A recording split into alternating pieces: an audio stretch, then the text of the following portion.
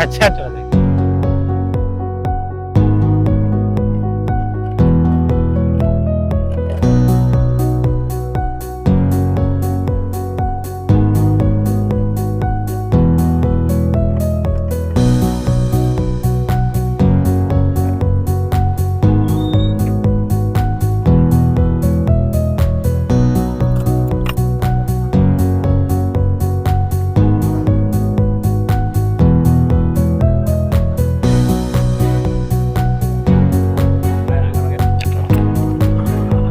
Nah, saya sekarang ada di Pusat Pelatihan Pertanian Pedesaan Swadaya P4S Kopi Merapi. Ini ada di daerah Petung, Keboharjo, Canggiran, Sleman. Jadi di sini salah satu P4S yang bergerak di bidang kopi Merapi. Yuk kita lihat, ketemu dengan beliaunya. Oke, hari ini kita ketemu Pak Sumijo. Selamat siang Pak. Selamat siang. Oke, ini saya ingin tanya-tanya tentang P4S. Ya. Jadi kebetulan saya lewat sini, kemudian ngopi-ngopi di Kopi Petung ini menarik sekali. Ya.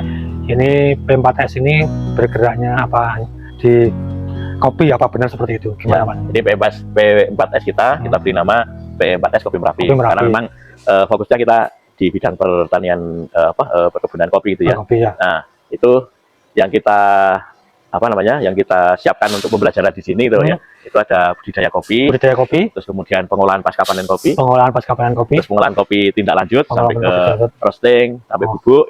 Gitu. Terus kemudian kita juga bisa belajar nyeduh kopi. Jadi banyak hal yang ingin bisa dipelajari tentang kopi itu.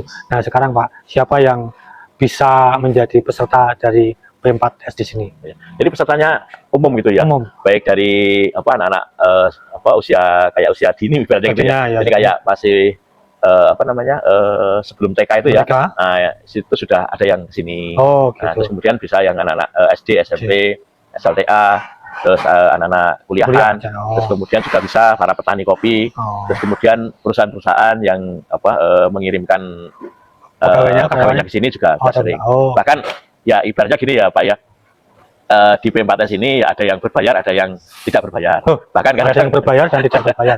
Itu gimana itu? Ya. Yang berbayar? Yang berbayar memang kita ada paket. Paketnya. Ada paket katakanlah belajar roasting itu berapa, belajar nyeduh berapa, belajar pasca panen. Ada tarifnya. Ada tarifnya. Masing-masing materi itu beda-beda tarifnya. Ya. Tapi kita kadang-kadang juga berikan free. Bahkan kita kadang-kadang juga datangi ke sekolah-sekolah kayak di SD sekitar kita, SMP, gitu. Di antara tujuan kami memberikan edukasi tentang perkopian agar anak-anak sejak dini itu sudah mengenal kopi. Nah, dulu namanya kalau nggak salah saya ikut itu namanya pelajaran mulok muatan lokal. Mengajarkan kalau di sekitar wilayahnya banyak kopi. Nah, ini Pak Sumijo ini melakukan seperti itu. Nah, terus kalau yang gratis itu yang gratis tadi? Ya, yang gratis malah kita kayak ada program gitu ya. Program ke sekolah-sekolah gitu. Ke sekolah. Jadi datang ke sekolah atau sekolah yang datang ke sini? Bisa kami datang ke sekolahan. Bisa juga yang dari sekolah bisa datang ke sini. Kalau yang sekolah datang ke sini belajar dengan siswanya itu gratis atau gimana itu? Ya nanti tergantung ininya ya, kita lihat itu nanti. Jumlahnya atau tergantung kalau di sekitar sini biasanya kita free. Tapi kalau dari luar daerah biasanya kita ya ada tasnya. Paling enggak itu ya ganti konsumsi, ganti makan, ganti perbaikan operasional. Tapi gratis ini. Nah, sekarang gini Pak, kalau ini kopi Merapi itu sudah banyak orang tahu di mana-mana. Kemudian yang ingin kami tanyakan, yang membedakan antara kopi Merapi dengan kopi yang lainnya itu yang spesifik sekali itu apa? Jadi ya memang kopi itu ditanam di daerah satu dengan yang lain akan menghasilkan karakter sendiri-sendiri gitu ya. Nah, sesuai dengan daerah yang ada di lereng Merapi ini, lereng Merapi ini tanahnya didominasi oleh pasir sama lapukan ini ya, vulkanik Merapi. Itu karakter yang muncul di sini lebih ke karakternya lembut atau smooth. Lembut itu apa rasanya? Lembut itu aku cari rasa kopi. Tidak terlalu kental ya.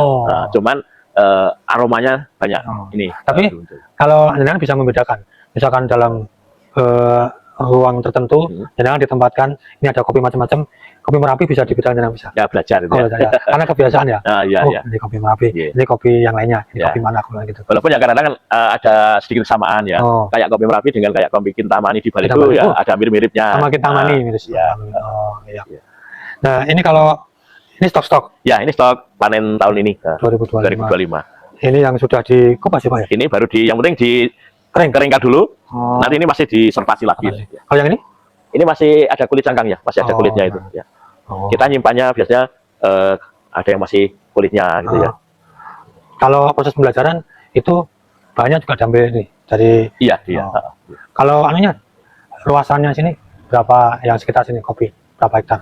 Kalau di Kopi kampung ini hektar. ya paling kira sekarang setelah erupsi Merapi 2020 kira-kira ya 15 hektar. 15 hektar. Ya di kampung ini. Kalau di lereng Merapi? Lereng Merapi Tapi di wilayah Sleman aja? yang Sleman sekarang kira-kira ya 250-an hektar. 250 banyak cuma. Arabica Robusta. Tapi sekarang mulai kita kembangkan juga yang kayak Excelsa gitu ya. Oh, Excelsa. Apalagi ini kan edukasi kopi ya, kita juga berupaya ada Arabica, Robusta, Excelsa. Bahkan nanti kita juga mau berusaha untuk cari yang Liberica. Tapi sudah ada Libericanya? Belum? Kalau sekarang kita belum punya. Ada Arabica, Robusta, dan Excelsa. Jadi di sini cukup lengkap kopi Merapi. Teman-teman kalau mau cari kopi di daerah Yogyakarta, nggak usah jauh-jauh, langsung ke Sleman, ke lereng Merapi, itu ada namanya kopi Merapi.